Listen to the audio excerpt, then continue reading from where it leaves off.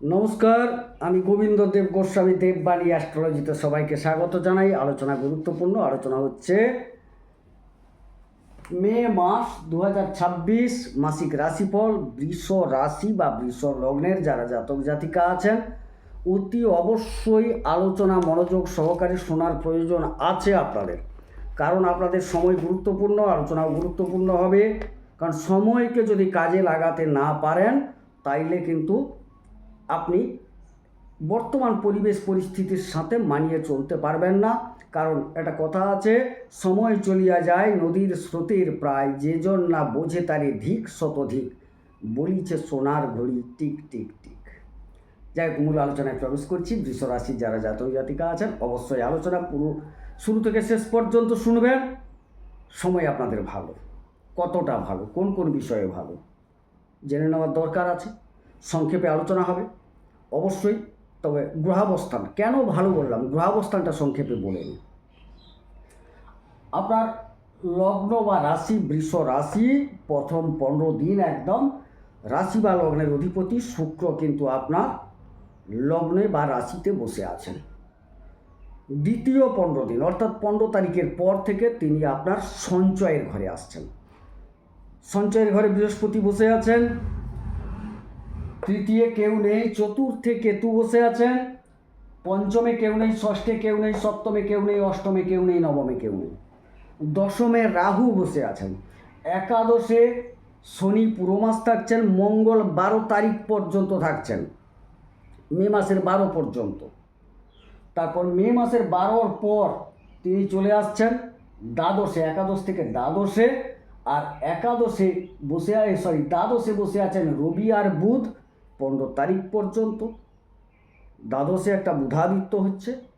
ঠিক 15 তারিখের পর এই বুধাদিত্য কিন্তু আপনার লগ্ন বা রাশিতে তৈরি হচ্ছে।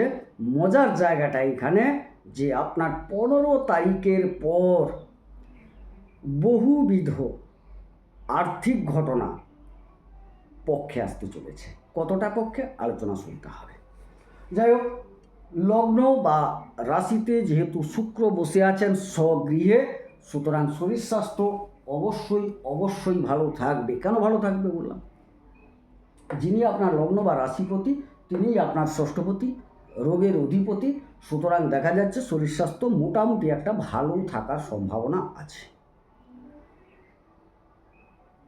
লগ্ন বা রাশিপতি যখন লগ্ন বা রাশিতে থাকেন, মনের মধ্যে আলাদা একটা ইমেজ তৈরি হয়, একটা বাতাবরণ তৈরি হয়, একটা শক্তি সঞ্চারিত হয়, একটা উদ্যম তৈরি হয়,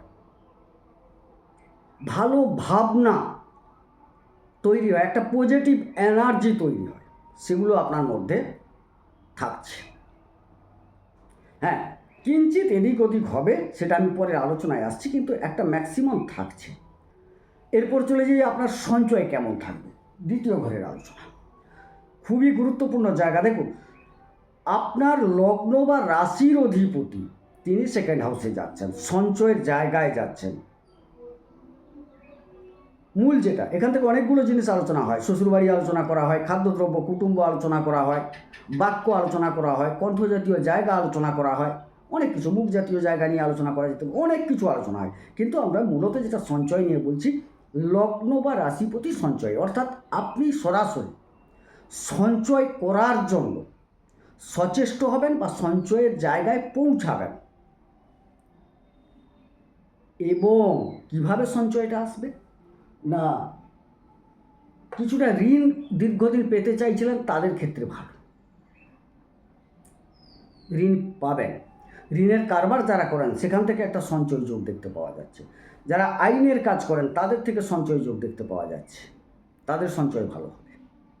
তাই যাই হোক, সঞ্চয় ক্ষেত্রটা ভালো। চিকিৎসা জগতে যারা আছেন তাদের সঞ্চয় ক্ষেত্র ভালো। উকিলাতি যারা করছেন তাদের সঞ্চয় ক্ষেত্র খারাপ যাবে না, ভালো যাবে। অনেক কিছু ভালো দেখতে পাচ্ছি। যাই হোক, সঞ্চয় ক্ষেত্র ভালো। আরও একটি কারণ আছে, অষ্টম এবং একাদশপতি বৃহস্পতি আপনার সঞ্চয়ের জায়গায় বসে আছেন। অর্থাৎ এক কথায় বলতে পারি, দীর্ঘদিন সঞ্চয়টা করার প্রবণতা আপনার জন্মেছে, সঞ্চয় করছেন। এবারে সেটা সোনায় সোহাগা হবে, সঞ্চয়টা আপনার বৃদ্ধি পাবে। একে দেবগুরু বৃহস্পতি সঞ্চয়ের জায়গায়, তারপর আবার লগ্ন বা রাশির অধিপতি শুক্রাচার্য, যিনি অসুরদের গুরু, তিনিও আবার সঞ্চয়ের জায়গায়। সুতরাং সঞ্চয়টা কতটা ঘটবে আপনি বুঝতে পারবেন। হ্যাঁ, কেউ কেউ বলবেন আমার তো সঞ্চয় হচ্ছে না। দেখুন, আপনার এই শুক্র এবং বৃহস্পতি কোথায় আছে জন্মকুণ্ডলিতে, সেটা বিচার করার দরকার আছে। কারণ গোচর বলছে এটাই আপনার গোল্ডেন সময়। হয়তো আপনার জীবনে আর কখন ঘটবে কি ঘটবে না সেটা নিয়ে ভাবতে হবে। এই যোগ আসা বড় মুশকিল, সঞ্চয়ের জায়গায় দুই গুরুর উপস্থিতি।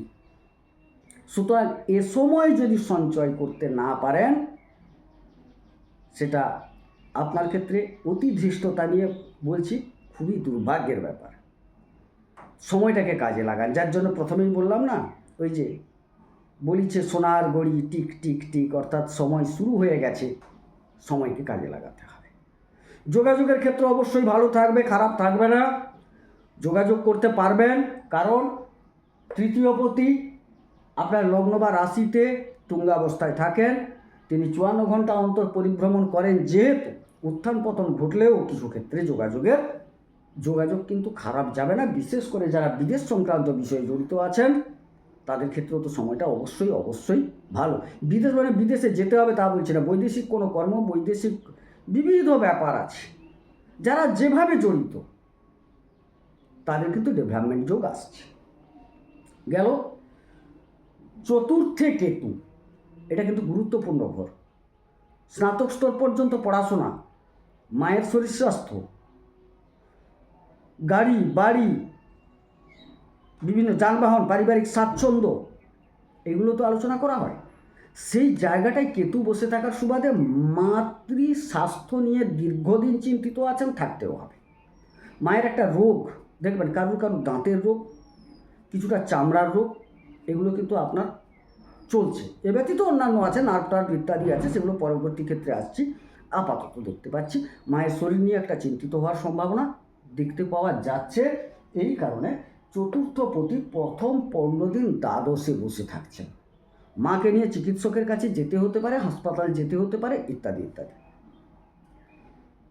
পারিবারিক কোনো কারণে পরিবারের অন্যান্য কোনো ব্যক্তিকেও চিকিৎসকের কাছে যেতে হতে পারে। পরিবারের কিছু সদস্য আইনি জটিলতায় জড়াবার সম্ভাবনা আমি দেখতে পাচ্ছি।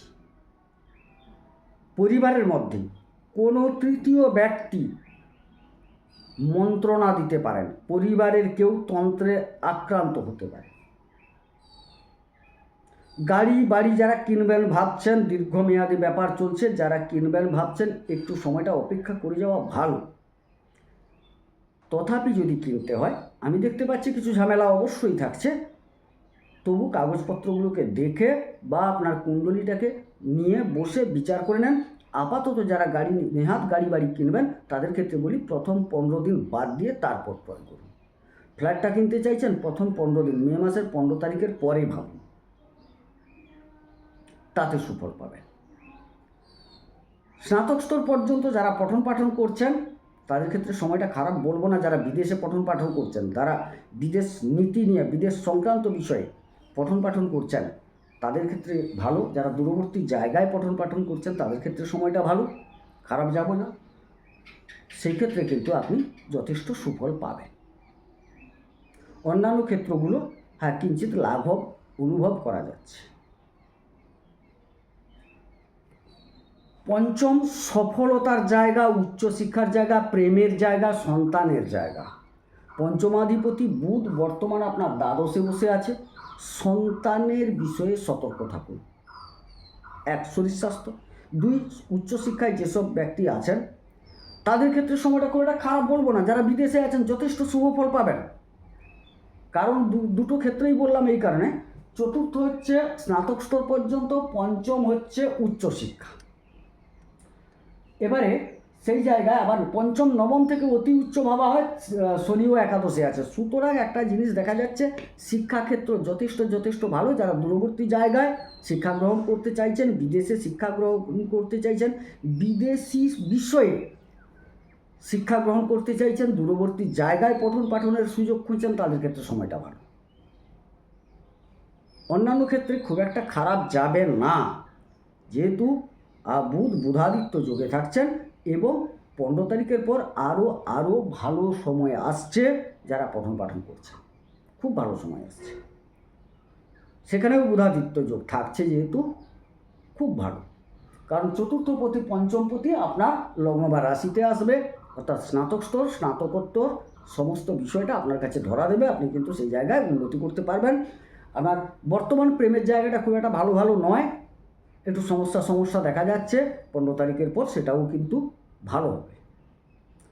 সন্তান যারা নিতে চাইছেন বলবো 15 তারিখের পরই গ্রহণ করুন, কারণ 15 তারিখে অনেকগুলো গ্রহ রাশি পরিবর্তন করছে, সেই জন্য 15 তারিখের পর আপনার ক্ষেত্রটা ভালো হবে।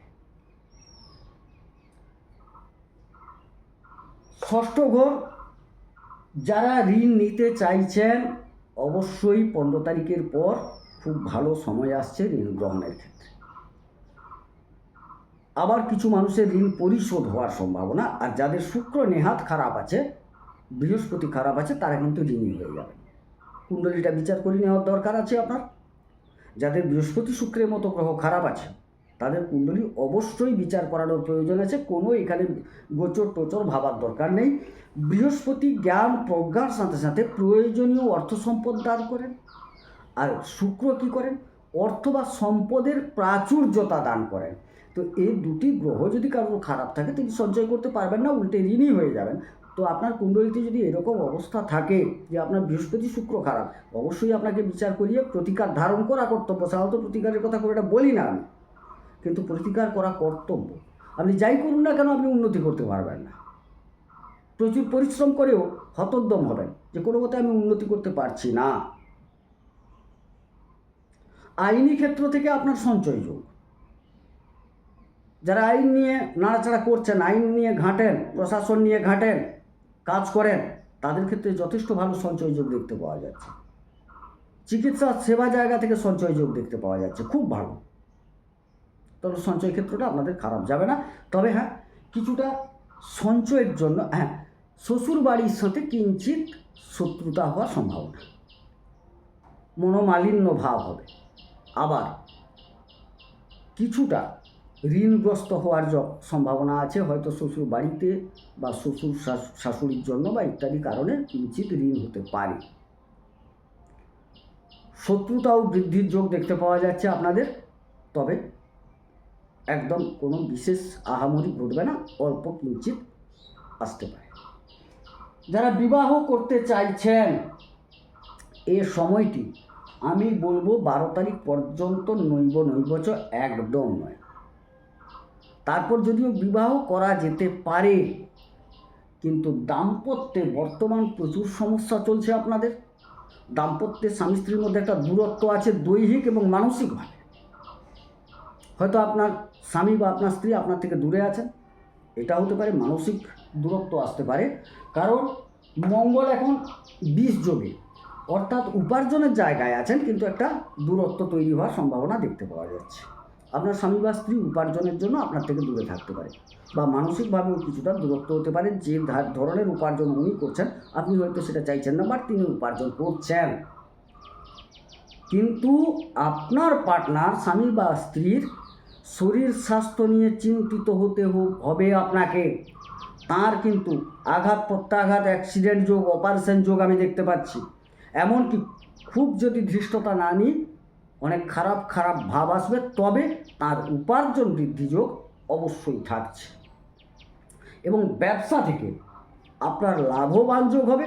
কিন্তু ব্যবসা ক্ষেত্রে আবার একটা বিষময় যোগ দেখা যাচ্ছে। যারা পার্টনারশিপ ব্যবসা করেন, তাদের সমস্যা, কিছু ক্ষেত্রে আইনি জটিলতা, ঋণ জাতীয় জায়গা থেকে সমস্যা। ব্যবসা থেকে যা সমস্যা হবে, কিন্তু ব্যবসার ক্রয় বিক্রয় ভালো থাকবে, সেখান থেকে লাভবান যোগ। অর্থাৎ আমাদের ব্যবসা করি কি কেন, যে আমি কম দামে কিনবো, বেশি দামে বেচবো, লাভটা নেব, লাভ যোগ আছে। বাট ব্যবসার জন্য যেসব পরিসর, সেই পরিসরগুলোর মধ্যে একটা ডিস্টার্ব আসবে। অষ্টমপতি আপনার বৃহস্পতি, তিনি দ্বিতীয়, গুপ্ত সূত্রে প্রাপ্তি, মানুষ দেখতে পাবেন, আপনি কিন্তু উপার্জন করছেন, সঞ্চয় করছেন। উত্তরাধিকার সূত্র থেকে প্রাপ্তি, কোনো মৃত ব্যক্তির সম্পদ প্রাপ্তি যোগ আপনার ক্ষেত্রে ঘটবে, এইগুলো দেখতে পাচ্ছি। এগুলো কিন্তু আপনার জীবনে আসবে, এই সময়কালে আসবে, এই মে মাসে আসবে, বিশেষ করে দ্বিতীয়ার্ধে আসবে প্রবলভাবে।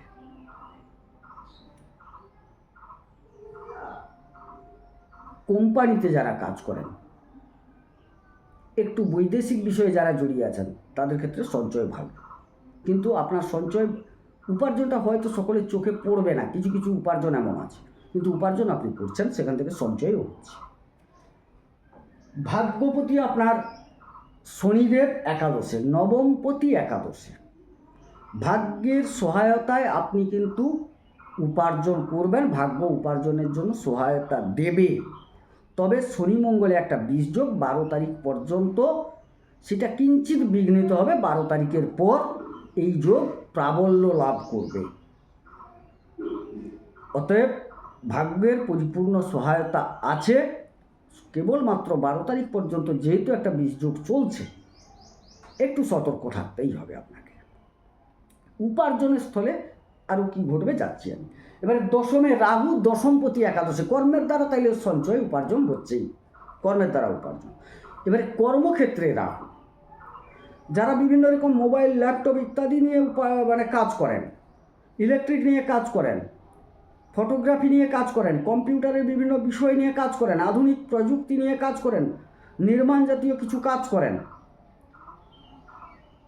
রিসার্চেবল কিছু কাজ করেন, চর্চামূলক কিছু কাজ করেন, তাদের ক্ষেত্রে সময়টা হবে খুব ভালো সময়, এই কর্মগুলোয় উন্নতি আছে, কারণ রাহু স্বনক্ষত্রে এখন আছেন, প্রচণ্ড শক্তিশালী। তবে হ্যাঁ, আপনার জন্মকুণ্ডলিতে রাহুকে একটু ভালো থাকতে হবে, তবে আপনি এই ফলটা পাবেন। আবার কর্মক্ষেত্রে দেখা যাচ্ছে হঠাৎ আপনার হঠকারিতার কারণে, আপনার যদি কুণ্ডলিতে খারাপ থাকে, কর্ম চলে যাওয়ার সম্ভাবনা, কর্মের বিঘ্ন আসার সম্ভাবনা। বিদেশে যারা কর্ম করতে চাইছেন বা বৈদেশিক ক্ষেত্রে যারা কর্ম করতে চাইছেন, বৈদেশিক ক্ষেত্র বলতে বিভিন্ন রকম মাল্টিন্যাশনাল কোম্পানির কথা বলছি, তাদের ক্ষেত্রে সময়টা ভালো। সুতরাং কর্মক্ষেত্রে আপনি যদি হঠকারিতা বর্জন করেন, বিবেক বিবেচনা ধৈর্যের সাথে কাজ করেন, আপনার প্রচুর ডেভেলপমেন্ট হবে। আর বিষয়গুলো তো বলে গেলাম কী কী বিষয়, না হলে কিন্তু আপনাকে ভুলভাল পথে পরিচালিত হতে হবে, রাহুদেব করবেই। এবারে চলে যাই একাদশ স্থল, খুব গুরুত্বপূর্ণ জায়গায়, যে যাই করি না কেন উপার্জন তো চাই প্রত্যেকে। উপার্জনের জায়গায় দেখা যাচ্ছে শনি মঙ্গল বসে আছে, বীজযোগ, নবম দশমপতি শনি একাদশে, শনি উপার্জন দিতে চাইছেন, ভালো ফল দেবে। মঙ্গলও আপনার ব্যবসা থেকে উপার্জনের জায়গায় গেছেন, বিদেশের দ্বাদশ থেকে গেছেন, সুতরাং উপার্জন ক্ষেত্র খারাপ নয়, উপার্জন ক্ষেত্র ভালো।